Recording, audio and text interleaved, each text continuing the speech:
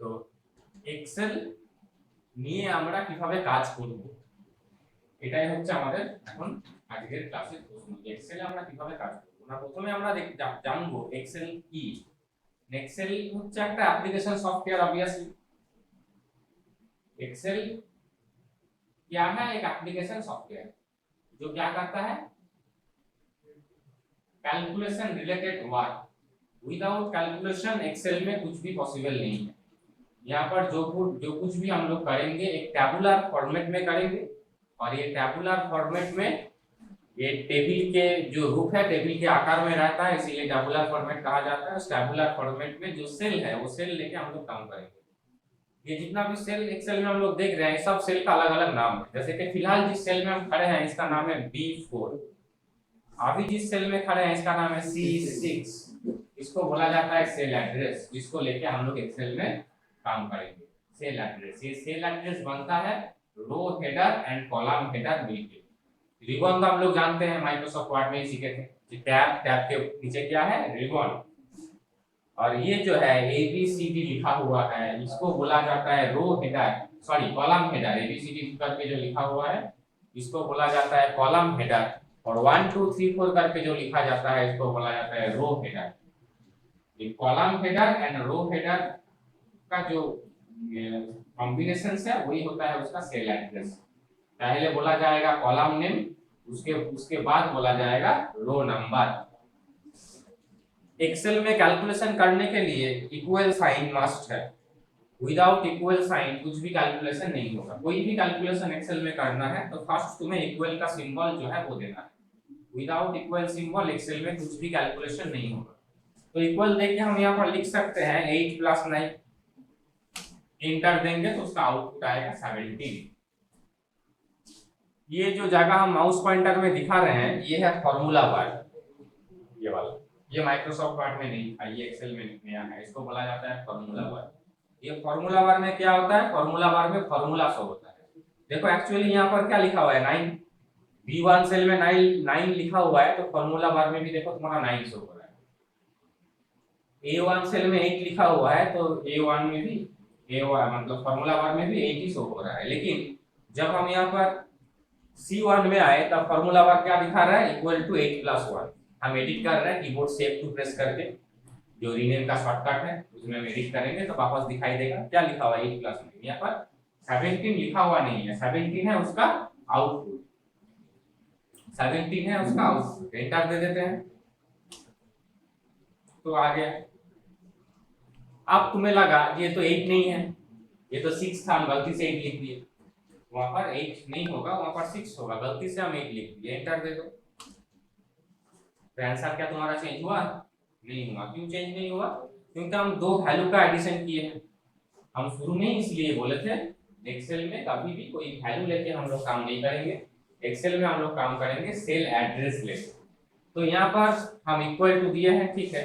6 लिखा हुआ है A1 सेल में तो हम यहाँ पर लिखेंगे A1 प्लस 9 लिखा हुआ है B1 सेल में तो हम लिखेंगे B1। A1 plus B1 enter देंगे तो मेरा आंसर आया। अब इससे फायदा क्या होगा ना, जहां पर मेरा 6 लिखा हुआ है वहां पर तुम्हें लगेगा 9 लिखना है तो आंसर विल ऑटोमेटिकली चेंज। यहाँ पर 9 नहीं होगा, यहाँ पर 15 होगा, आंसर ऑटोमेटिकली चेंज। तो ये है एक्सेल का फैसिलिटी सेल एड्रेस में लिखने से। अगर हम वैल्यू लेके काम करेंगे कर सकते हैं ऑब्वियसली, बट सेल का कोई भी चेंजेस उसमें इफेक्टिव नहीं होगा। इसीलिए एक्सेल में सेल एड्रेस लेके काम किया जाता है। ये डिफरेंस है हम लोगों के साथ, हम लोग के और मैथ के साथ एक्सेल का। हम लोग कॉपी में या कैलकुलेटर में अगर मैथ करते तो वैल्यू देके करते ऑब्वियसली। अब यहाँ पर उस वैल्यू का जो एड्रेस है उसको देके करेंगे, ठीक है। अब सवाल है एक्सेल का यूज करेंगे क्यों?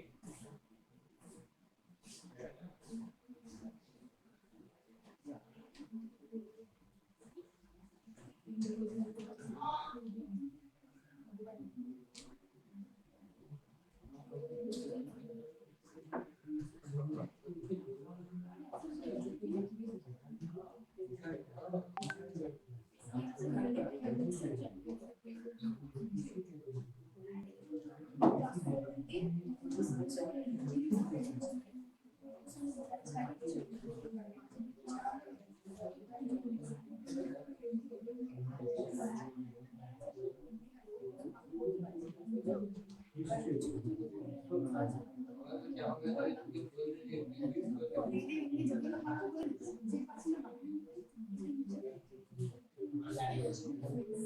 का यूज करेंगे क्यों? अगर मैथ के साथ मेरा कोई चेंजेस अगर नहीं है तो एक्सेल का यूज क्यों करेंगे?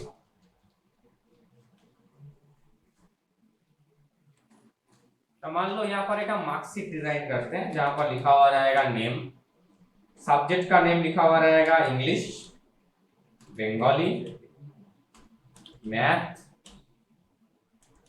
साइंस, और नहीं लिख रहे हैं, जस्ट टोटल लिख रहे हैं, टोटल। तो इस तरह से तुम्हारा कुछ नाम यहाँ पर लिखा हुआ है, हम अभी लिख नहीं रहे हैं, जस्ट कुछ ऐसे ही लिख दे रहे हैं, कुछ नाम यहाँ पर लिखा हुआ है, स्टूडेंट्स का नेम। अब वो सब का मार्क्स यहाँ पर लिखा हुआ है, इसको कितना मिला है।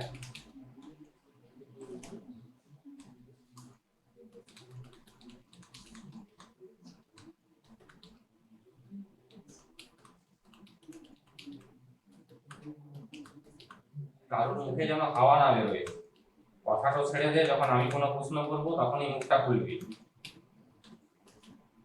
এটা যেন ক্লাসের সময় মাথায় থাকে, সেকেন্ড টাইম যেন কাউকে আমাকে বলতে না। ওকে, তো যেটা বলছিলাম যেখানে আমরা টোটাল বের করব, তো টোটাল বের করার জন্য আজকে আমরা কোনো ফাংশন শিখছি না, মানে এক্সেল এর যে অ্যাক্টিভিটিস গুলো সেটা আমরা শিখছি না, আমরা আজকে জাস্ট এক্সেল এর ইন্ট্রোডাকশন করব। তো সেই জন্য আমরা যেটুকু এখনো পর্যন্ত শিখেছি তার উপরেই করব। Equal to sign is must for every calculation আমরা বলেছি। अब यहाँ पर एड्रेस क्या है, 32 का 32 का एडिशन करना है, तो मुझे 32 प्लस 52 ये सब का तो एडिशन करना है, तो 32 का सेल एड्रेस क्या है, हम तो है B2 plus C2 plus D2 plus E2, मेरा जितना भी सब्जेक्ट्स है उसका एडिशन हो गया। नॉर्मली इस तरह से हम लोग करते हैं, फंक्शन बाद में सीखेंगे नेक्स्ट क्लास में। तो एडिशन करके एंटर देंगे तो रिजल्ट निकल गया। तो मेरा सवाल था व्हाई यू यूज एक्सेल, अगर मुझे इस तरह से एडिशन करना ही पड़ेगा तो उसके लिए मेरा कैलकुलेटर था, मोबाइल था, किसी भी जगह में कैलकुलेशन कर सकते थे। तो माउस पॉइंटर लेके जाएंगे कॉर्नर में, जो सेल मेरा कैलकुलेटेड सेल है उसका कॉर्नर में माउस पॉइंटर ले जाने से देखो माउस पॉइंटर जो है वो चेंज हो गया, प्लस का सिंबल में कन्वर्ट हो गया, उसको बोला जाता है फिल। माउस पॉइंटर का उस सिंबल को बोला जाता है फिल। फिल का काम क्या है वो बाद में समझाएंगे। अभी जो माउस पॉइंटर है इसका नाम है सिलेक्शन पॉइंटर। अभी जो मोटा प्लस दिखाई दे रहा है माउस पॉइंटर में वो है सिलेक्शन पॉइंटर, और उसी माउस पॉइंटर को जब हम कॉर्नर में एकदम कॉर्नर में डाउन राइट कॉर्नर में लेके गए वो हो गया फिल, उसमें जाके डबल क्लिक कर देंगे। जो डबल क्लिक तुम लोग फोल्डर ओपन करने के लिए या फाइल ओपन करने के लिए सीखे हो वही डबल क्लिक हम वहां पर कर देंगे। तो मेरा जितना भी स्टूडेंट्स था सबका टोटल निकल गया। क्लियर? तो इसीलिए वर्ल्ड का लार्जेस्ट यूजेबल सॉफ्टवेयर है एक्सेल। इसमें मैथ का कोई शॉर्टकट प्रोसेस नहीं है, तुम्हें मैथ तो जानना ही पड़ेगा। कल शाम जैसे तुम करते हो तुम उसी तरह से किए हो, कुछ नया प्रोसेस हम नहीं दिखाए। फंक्शन से होता है अलग बात है, वो सिखाएंगे, लेकिन बहुत ज्यादा शॉर्टकट कुछ है नहीं यहाँ पर। तो क्यों एक्सेल का यूज कर रहे हैं, क्योंकि इसको अगर हम कॉपी में करते हैं या मोबाइल या कैलकुलेटर से करते हैं तो मेरे पास जितना भी स्टूडेंट्स रहेगा सबको मुझे अलग करके इंडिविजुअली सबका total, average, grade, division, back subject निकालना पड़ेगा। अगर हम जॉब करेंगे सीबीएसई, आईसीएसई या वेस्ट बंगाल बोर्ड में, अगर मेरे पास मेरे उस बोर्ड में उस एकेडमिक ईयर में 5 लाख स्टूडेंट्स है जिसका टोटल, एवरेज, ग्रेड, कौन कौन सब्जेक्ट में किसने बैक किया है, ये ओवरऑल रिस्पांसिबिलिटी यार मुझे दिया जाएगा। ये ओवरऑल काम करने में मुझे समय लगेगा 15 से 20 सेकंड। 15 to 20 सेकंड में हम 5 लाख स्टूडेंट्स का कंप्लीट डेटा निकाल लेंगे, 1 मिनट भी वक्त नहीं लगेगा, हम करेंगे। क्लियर? इसीलिए एक्सेल है वर्ल्ड का लार्जेस्ट यूजेबल सॉफ्टवेयर। यहाँ पर जो डेटा हम टाइप किए थे वो अभी तो सिखा रहे हैं, अभी तो 10-20 लाख डेटा टाइप करना पॉसिबल नहीं है। यहाँ पर डेटा कितना है, 10 रो तक है, मतलब टोटल डेटा यहाँ पर 9 स्टूडेंट्स का है। ऊपर वाला एक रो तो हेडिंग में चला गया। एक सीट में कितना रो है ये पहले देखो तुम, एक सीट में तुम्हारा रो कितना है उसको तुम नीचे फॉलो करो एक बार।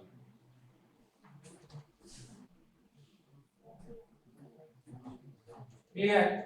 तो मेरा तो रिकॉर्ड था 10 तक, डबल क्लिक किए थे तो 10 तक आ गया था। अगर मेरे पास 5 लाख रिकॉर्ड रहता तो डबल क्लिक अगर करते तो क्या होता, 5 लाख रिकॉर्ड का स्टूडेंट का तो एक साथ हो जाता, तो डबल क्लिक में कितना वक्त लगता है, 1 सेकंड भी नहीं लगता है। टोटल हमारे जब सीखेंगे तो तुम लोग भी कर सकोगे, जैसे कि ये सीख गया तो ये तुम्हारे भी वही टाइम लगेगा। अलग से तुम ऐसा नहीं है हम 2 सेकंड में करेंगे तुम 2 घंटा में करोगे, ऐसा नहीं होगा, तुम्हारा भी 2 सेकंड ही लगेगा करने के लिए। तो इसीलिए हम लोग एक्सेल का यूज करते हैं। तो 2 सवाल था मेरा शुरू में, एक्सेल के साथ हम लोग का जो मैथमेटिक्स है डिफरेंस क्या है, तो हम समझाए कोई डिफरेंस नहीं है, सेम टू सेम है। सिर्फ हम लोग जब मैथ करते हैं वैल्यू लेके काम करते हैं, यहाँ पर जब हम मैथ करेंगे एक्सेल में हम उसको सेल एड्रेस लेके काम करेंगे। यहाँ पर जो मैथ हम करेंगे वो सेल एड्रेस लेके हम करेंगे, ये डिफरेंस है। और क्यों एक्सेल सबसे ज्यादा यूज होता है, क्योंकि एक्सेल में जो भी करेंगे एक जन के लिए करना पड़ेगा, जो भी कैलकुलेशन जो भी परफॉर्मेंस हम करेंगे वो सिंगल के लिए करना पड़ेगा, बाकी सबके लिए ऑटोमेटिकली वो हो जाएगा, ऑब्वियसली परफेक्ट होगा। हम खुद से करते हैं तो गलत होने का भी चांसेस रहेगा, लेकिन यहाँ पर गलती का कोई चांस नहीं है। तुम्हें अगर चेक करना है, क्रॉस चेक करना है, दिखना है, तो जो भी करना है तुम पहले के लिए कर लो। एक बोर्ड का रिजल्ट निकल रहे ऑब्वियसली में भी कुछ ना कुछ गलत हो सकता है, कोई सब्जेक्ट का नाम लिखना भूल गए हो सकता है, तो चेक कर लो पहले ही, तुम दिखा दो, तुम्हारा सीनियर को दिखा दो, 2-4 जन को और भी दिखा दो, देखो सब चेक कर लो ठीक ठाक है या नहीं, ये लो थोड़ा सा साइन ले लो सबसे। लेकिन एक जन के लिए एक सही हो गया मतलब दूसरा गलत होगा ऐसा तो हो ही नहीं सकता, तुम्हारा ओवरऑल सब सही हो। क्लियर। हम सीट 2 में चले जाते हैं, हम लोग नीचे खड़े थे सीट 1 में, सीट 1 उसके बाद हम चले जाते हैं सीट 2।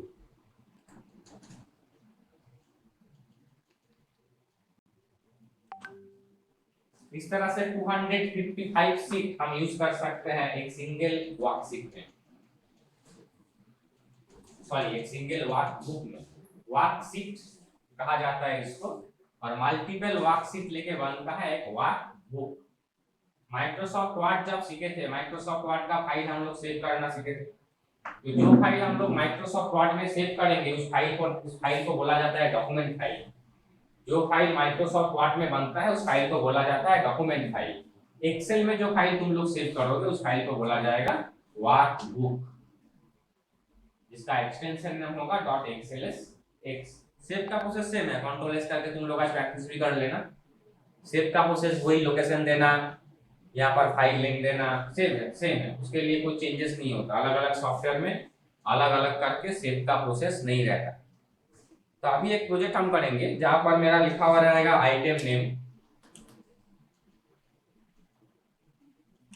उसके बाद लिखा हुआ रहेगा उसका रेट, उसका क्वांटिटी और उसका अमाउंट। आइटम नेम कुछ भी हो सकता है, sugar, rice, ice cream, cold drink, chocolate, cake, biscuit, कुछ भी हो सकता है। हम ऐसे ही लिख देते हैं A B B C C D D E, मान लो ये मेरा आइटम है। और भी हो सकता है, कितना है तुम लिख लो। अब उसका रेट कितना है लिख लो। अब उसका क्वांटिटी मतलब कितना पीस तुम खरीदा है या कितना पीस तुम बेचा है वो लिख दो। अब अमाउंट कैसे निकलेगा, কি নাম জানো তো? অক্ষয়, বলো অ্যামাউন্ট কি করে বেরোবে? হ্যাঁ বলো বলো দেখো। ওই A1 A1 সেলে তো লেখা আছে আইটেম নেম। A2 তে লেখা আছে ডবল এ বলে একটা আইটেমের নাম। B2 প্লাস C2 আর এই যে টেস্ট আমার কাছে খাবি লাঠি রাখা আছে কিন্তু ওখানে। এটা আরো বড় ছিল, এটা যখন প্রথম এটা 2 মাস আগে আমি এনেছি সেটা ছিল এই এতটা, ভেঙে এই জায়গায় দাঁড়িয়েছে। ঠিক আছে, আমি কি অঙ্ক শেখাচ্ছি বসেছি এখানে। आइटम रेट और क्वांटिटी जो হবে না ইনটু হবে, क्या होता है? सब बोल रहे हैं हूं, क्लास होगा। हम 369 तो इसको थोड़ा चेंज कर देते हैं 200 करके सपोज करो। 200 इसका प्राइस है, रेट है, और इसका क्वांटिटी जो है वो है 10 पीस। 10 पीस हो सकता है, 10 केजी हो सकता है, 10 पैकेट हो सकता है, जो भी है। तो तुम 200 के साथ 10 का प्लस करोगे या इनटू करोगे? तब ওটা কি আমাকে বলতে হবে? तो हम यहाँ पर क्या लिखेंगे, यहाँ पर हम लिखेंगे B2 into C2। B2 into C2, enter दो गई अब। और हम लोग जानते हैं हम कॉर्नर में डबल क्लिक करेंगे, माउस पॉइंटर को कॉर्नर में ले जाके जब डबल क्लिक करेंगे जितना भी मेरा आइटम है सबका रेट निकल गया। किसने क्या हम आज का डेट में बेचे। अब मान लो मेरे शॉप में हम अकाउंट सेक्शन में बैठे हैं, बिलिंग सिस्टम में हम बैठे हैं, तुम है कस्टमर, तुम आके ये वाला आइटम तुम इतना करके इतना परिमाण खरीदा है मेरे पास से और इतना इतना इतना अमाउंट तुम्हारा हुआ है, तो मुझे तुम्हें टोटल अमाउंट तो बोलना पड़ेगा कि तुम्हारा बिल कितना होगा, 10,000 20,000 हो तो तुम्हें बताना पड़ेगा ना। तो नीचे हम कर देते हैं, नीचे पहले हेडिंग देते हैं यहाँ पर टोटल TOTAL टोटल। टोटल में हम यहाँ पर लिख देते हैं इक्वल टू देके D2 plus D3 plus D4 plus D5 plus D6। इसमें तो समझना कुछ नहीं है, सब समझ गया। हम फंक्शन नहीं कर रहे हैं इसलिए हम नॉर्मली कर रहे हैं। तो जस्ट एडिशन हो गया, जितना भी मेरा आइटम्स था सबका एडिशन हो गया, इंटर देने से निकल गया। इससे फायदा क्या है, मेरा पहला कस्टमर था रामतनय का हम बता दिए तुम्हारा बिल अमाउंट है 60,754। उसके बाद अक्षय आया, अक्षय ने बोला सर ये वाला जो आइटम है इसको मुझे नहीं चाहिए, ये है अभी मेरे पास अवेलेबल, ये वाला जो आइटम जो भी है इसको मुझे 50 पीस दे दीजिए, इसको 100 पीस इसको नहीं चाहिए और इसको 10 पीस। हम अक्षय को बता दिए तुम्हारा बिल अमाउंट हुआ 58,353। वापस नेक्स्ट मेरा कोई कस्टमर आया, उन्होंने बोला इसको इतना इसको इतना इसको इतना इसको नहीं तो आपका इतना। मतलब जो जैसा एंट्री करें, मेरा प्रोजेक्ट एक बार बना हुआ रहेगा, सिर्फ डेटा को एंट्री किया जाए और हम उसका प्रिंट आउट भी दे सकेंगे। ऑब्वियसली कंप्यूटर में कर रहे हैं, मेरे पास अगर प्रिंटर रखा हुआ रहेगा कंट्रोल की देंगे तो प्रिंट आउट भी निकल जाएगा, उसका हाथ में दे दी। ये फ्लेक्सिबिलिटी है एक्सेल का, तुम्हें जो भी करना है तुम एक बार करो, करके रख दो। तुम इसमें लॉकिंग प्रोसीजर भी मेंटेन कर सकोगे, पासवर्ड भी दे सकोगे। तुम अगर नहीं चाहोगे तुम्हारा स्टाफ तुम्हारा एम्प्लॉय सब सेल में एडिट कर सके, सिर्फ क्वांटिटी में एडिट कर सकेगा, तो ये फैसिलिटी तुम कर सकोगे। जब सिखाएंगे तब देखोगे तुम लोग।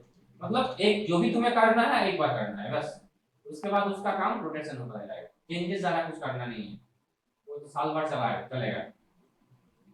अब जीएसटी लगता है, प्रेजेंटेज में जीएसटी बोल के चीज होता है, टैक्स होता है गवर्नमेंट का। जैसे कि एजुकेशन में होता है 18%, तुम लोग जो फीस यहाँ पर पे करते हो उसका 18% चला जाता है गवर्नमेंट के। ये इंस्टीट्यूट्स जो है तुम लोग का, ये इसमें तुम लोग गवर्नमेंट को जीएसटी देके अपना कोर्स कर रहे हो, जो भी फीस तुम लोग देते हो उसका 18% गवर्नमेंट में जाता है।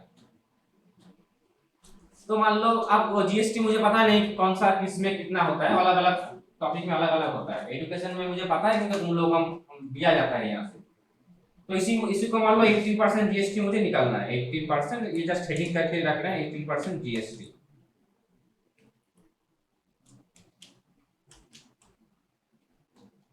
तो मेरा टोटल अमाउंट किस में है,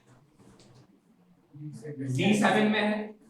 D7 इंटू 18/100। अगर तुम मैथ में करोगे तो, मैथ में अगर करते तो क्या करते, ये अमाउंट तो तुम लिखते हाथ में, वहां पर तो D7 नहीं होगा, तुम्हारा ये अमाउंट होगा, उस अमाउंट के साथ इंटू करना पड़ेगा 18 डिवाइडेड करना पड़ेगा 100, तो तुम्हारा 18% निकल जाएगा। एक्सेल में हम डिवाइडेड 100 भी कर सकते हैं मैथ के तरह, और परसेंट का सिंबल भी दे सकते हैं डायरेक्टली।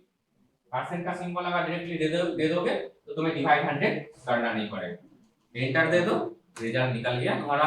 इस अमाउंट में तुम्हारा इतना जीएसटी हो रहा है। अब नीचे हम वापस लिख रहे हैं टोटल पेएबल अमाउंट, शॉर्ट में लिख दिए टीपीए।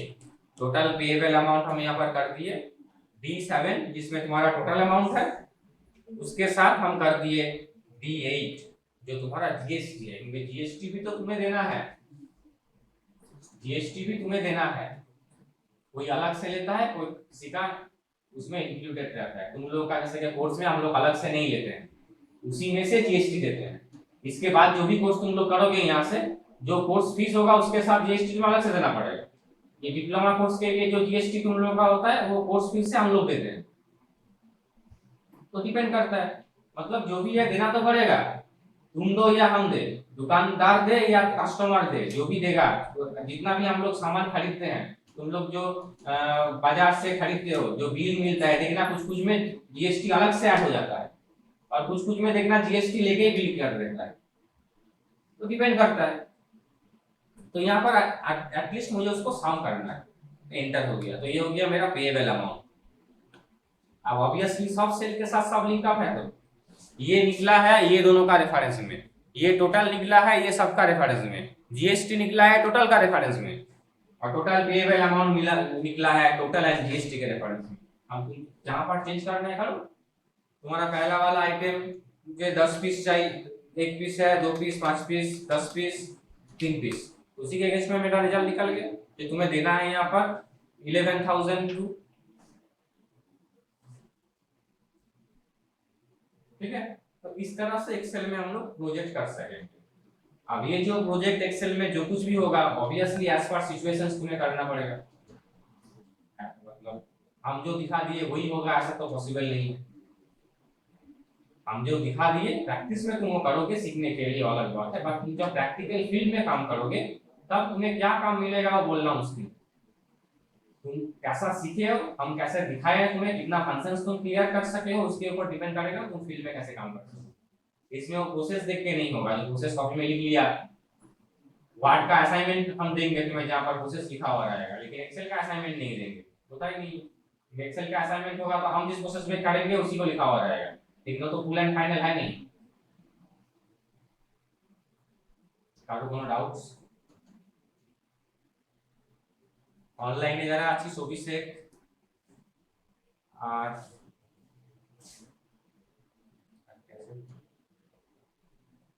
অভিষেক আর সৌম্যদীপ, প্রশ্ন কিছু আছে?